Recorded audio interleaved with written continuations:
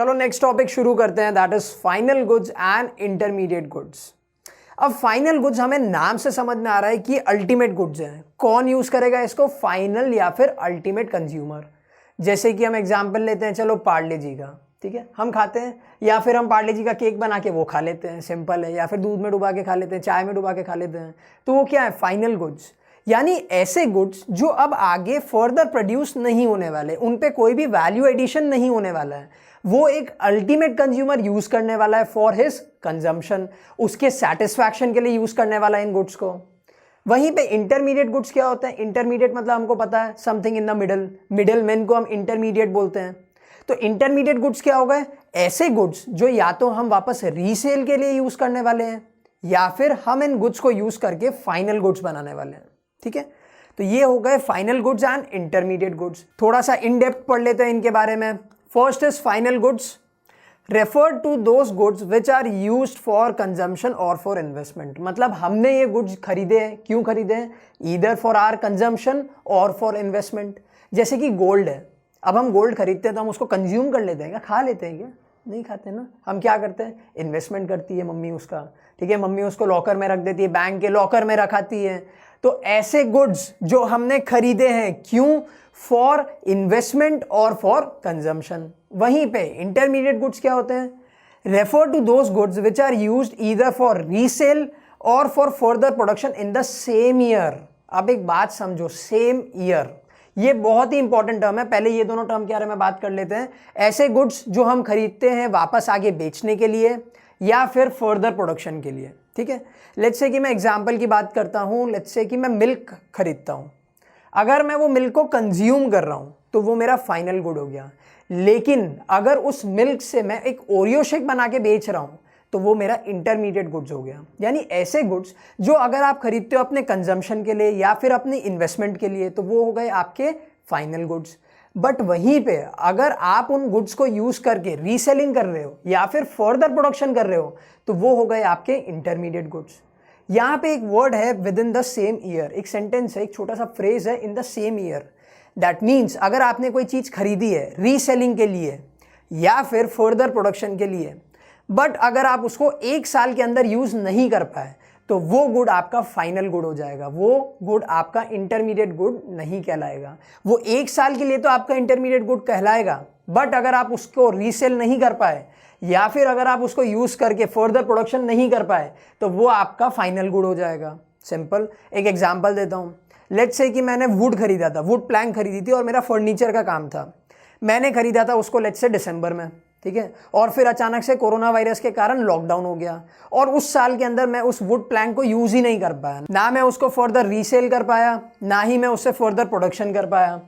तो इस केस में वो जो वुड प्लैंक है वो मेरा फाइनल गुड कहलाएगा, ठीक है। Next point, they are included in both national and domestic income. वहीं पे they are included in both national and domestic income, भले ही मतलब आपका फाइनल गुड हो या फिर आपका इंटरमीडिएट गुड हो, दोनों ही चीजें हमारे नेशनल और डोमेस्टिक इनकम में काउंट होगी, ठीक है। Next, they are ready for use by their final users. That means no value has to be added to these final goods. मैंने आपको क्या बताया? फाइनल गुड्स में कोई भी वैल्यू एडिशन नहीं होती है। These goods are ready for final consumption.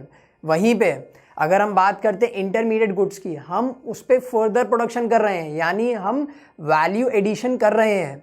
They are not ready for their final use. That means some value has to be added. जैसे हम बात करते हैं कॉटन की शर्ट बनती है, बट क्या इसका ये मतलब होता है हम ऐसे अलग अलग जगह पे कॉटन लगा लें? नहीं लगा सकते। कॉटन के ऊपर कुछ फाइनल होना बाकी है, दैट मीन्स कुछ वैल्यू एडिशन होना बाकी है उसकी शर्ट बनने के लिए, तो उस गुड को हम लोग बोलेंगे इंटरमीडिएट गुड। बट वहीं पे कॉटन हम घर में भी यूज़ करते हैं, कहीं लग गई तो कॉटन लगा लेंगे, ठीक है। हमारी मम्मी वगैरह जनरली कॉटन पैड यूज़ करती है टू रिमूव द मेकअप, ठीक है। तो वहीं पे कॉटन अगर आप फाइनल कंजम्पशन के लिए यूज कर रहे हो तो वो हो गया आपका फाइनल गुड। बट अगर आप उस कॉटन को लेके कुछ शर्ट बना रहे हो, बैंडेड बना रहे हो, कुछ भी ऐसी चीज बना रहे हो तो वो हो गया आपका इंटरमीडिएट गुड, ठीक है। नेक्स्ट होता है they have cross the production boundary. Production boundary का मतलब होता है अगर कोई भी गुड प्रोडक्शन बाउंड्री में होता है, दैट मीन्स वो प्रोडक्शन हो रहा है उस गुड से, तो वो इंटरमीडिएट गुड्स होते हैं। फाइनल गुड्स प्रोडक्शन बाउंड्री में हो ही नहीं सकते, क्यों? बिकॉज उन पे कोई भी वैल्यू एडिशन नहीं होना है, they are ready for final consumption. तो final goods have crossed the production boundary. वहीं पे इंटरमीडिएट गुड्स मैंने आपको क्या बताया, उनमें वैल्यू एडिशन होता है, तो they are still within the production boundary, वो अभी भी प्रोडक्शन बाउंड्री के अंदर है। दैट मीन्स उन पे अभी भी काम हो रहा है, उन पे अभी भी कुछ ना कुछ वैल्यू एडिशन हो रहा है। नेक्स्ट पॉइंट, एग्जाम्पल की बात करते हैं। Wheat purchase by households, car purchased by as an investment. ठीक है, मैंने वीट खरीदा है, ठीक है, मैं वो वीट की रोटी बना के खा जाता हूँ, फाइनल कंजम्पशन के लिए खरीदा, क्या मैं उसको रीसेल कर रहा हूँ, नहीं कर रहा हूँ, तो वो मेरा क्या हो गया, फाइनल गुड हो गया। ठीक है, कार मैंने खरीदी है, मैंने रीसेल करने के लिए नहीं खरीदी है, कार को बेचना मेरा बिजनेस नहीं है, मैंने खरीदी है मेरे खुद के लिए। ठीक है, और कोई भी कार मैं 1 साल से ज़्यादा यूज़ करूँगा तो वो क्या हो गया, मेरा फाइनल गुड हो गया। ठीक है, वहीं पे अगर मैं बात करता हूँ इसके एग्जाम्पल की, wheat used in grocery store, कोई भी ग्रॉसरी स्टोर का ओनर है, ठीक है, वो वीट खरीदता है आगे बेचने के लिए, तो उसका ये कौन सा गुड हो गया, वो रीसेल के लिए यूज कर रहा है, दैट मीन्स ये गुड उसका इंटरमीडिएट गुड हो गया। ठीक है, दूसरा एग्जांपल देते हैं, cotton used in factory for further production. मैंने आपको बताया था कॉटन को हम ऐसे से लगा नहीं सकते हमारी बॉडी पे, कॉटन की शर्ट बनेगी, फर्दर प्रोडक्शन हो रहा है उस पर, तो any good use for further production is intermediate good. ठीक है, can be classified as consumption and capital good. ठीक है, बात समझो, फाइनल गुड्स भी 2 अलग अलग टाइप के होते हैं। When we talk about final good, they can be classified as consumption and capital good, इनको हम लोग कंज्यूमर एंड कैपिटल गुड्स भी बोलते हैं। एक इंटरमीडिएट गुड में एक बहुत ही इंटरेस्टिंग पॉइंट है, दे हैव डिराइव्ड डिमांड। अगर हम बात करते हैं फाइनल गुड्स की, उनकी डायरेक्ट डिमांड होती है। डायरेक्ट डिमांड का मतलब होता है इनकी डिमांड किसी भी चीज़ पे डिपेंडेंट नहीं होती है, मुझे रोटी खानी है, मैं जाके आटा खरीद लूंगा, रोटी खा लूंगा। डिराइव डिमांड का मतलब होता है इनकी डिमांड डिपेंडेंट होती है। डिपेंडेंट होती है क्या मतलब हुआ, डिपेंडेंट होती है कि इनकी जो डिमांड होती है वो डिपेंड करती है on the demand of final goods. Example देता हूं आपको मैं, कॉटन की शर्ट है, विंटर आई, कॉटन की शर्ट हमने पहननी बंद कर दी। ठीक है, कॉटन की शर्ट हमने पहननी बंद कर दी, अब कॉटन की शर्ट फाइनल गुड है। ठीक है, अगर मैंने कॉटन की शर्ट पहननी बंद कर दी तो कॉटन की डिमांड बचेगी, नहीं बचेगी। कॉटन क्या था, इंटरमीडिएट गुड था, किसका, कॉटन शर्ट का। ठीक है, तो इंटरमीडिएट गुड्स की जो डिमांड होती है वो डिपेंडेंट होती है ऑन फाइनल गुड्स। समझ में आया? लेट्स से कि कोई एक सिटी थी, उसमें ओरियो शेक बहुत ज़्यादा बिकता था। ठीक है, तो यहाँ पे ओरियो शेक तो हो गया आपका final good, but milk, Oreo, sugar, ये सब चीज़ें क्या हो गई, इंटरमीडिएट गुड्स। ठीक है, वो सिटी में अचानक से ओरियो शेक की एकदम क्रेज खत्म हो जाता है and people shift to soda drinks. ठीक है, कोको कोला पे चले गए, पेप्सी पे चले गए, तो अब अगर ओरियो शेक की डिमांड खत्म हो गई तो धीरे धीरे मिल्क, ओरियो, शुगर, इन सब की भी डिमांड कम हो जाएगी। तो इंटरमीडिएट गुड्स की जो डिमांड होती है वो होती है डिराइव डिमांड। ठीक है, डिराइव डिमांड का क्या मतलब होता है, इनकी डिमांड डिपेंडेंट होती है ऑन द फाइनल गुड्स का डिमांड। ठीक है, अब आते हैं एक बहुत ही इंपॉर्टेंट टर्म पे, that is production boundary.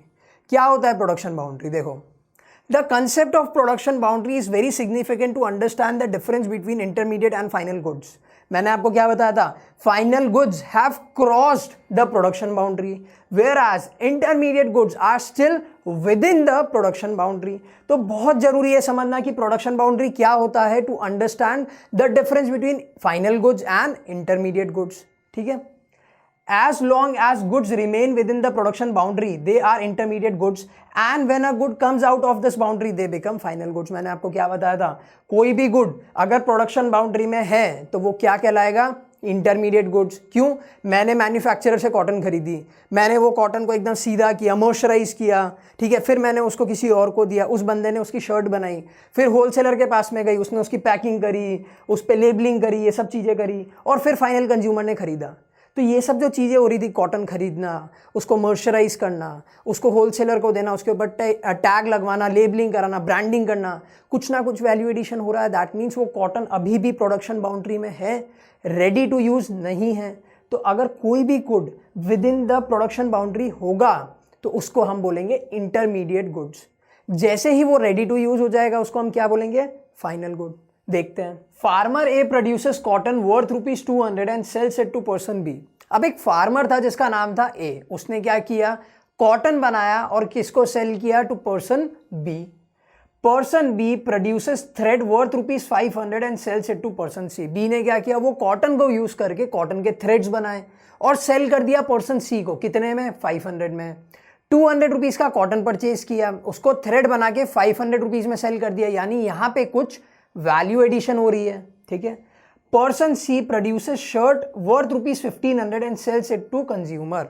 Person C ने क्या किया, ये थ्रेड को जो उसने 500 रुपए में खरीदा था, उस थ्रेड से उसने शर्ट बनाई और कितने में सेल करी? 1500 में। किसको सेल करी? To the final consumer. समझ में आया? तो ये गुड, कॉटन, थ्रेड, ये क्या हो गए? इंटरमीडिएट गुड्स हो गए। फाइनल गुड क्या हुआ हमारा? शर्ट। क्यों हुआ फाइनल गुड हमारा shirt? Because it is used by final consumer and there is no further value addition. हमने देखा कॉटन में वैल्यू एडिशन हुआ और कॉटन रेडी नहीं था फाइनल कंजम्पशन के लिए। थ्रेड देखा, थ्रेड में भी फर्दर प्रोडक्शन हुआ है, वैल्यू एडिशन हुआ and thread was also not ready for final consumption. But shirt ready है फाइनल कंजम्पशन के लिए और शर्ट पे कोई भी वैल्यू एडिशन नहीं हुआ। तो इस वीडियो में हमने देखा what is final goods and what are intermediate goods. अब नेक्स्ट वीडियो पे चलते हैं जहां पे हम बात करने वाले हैं टाइप्स ऑफ फाइनल गुड्स के बारे में, that is capital goods and consumer goods.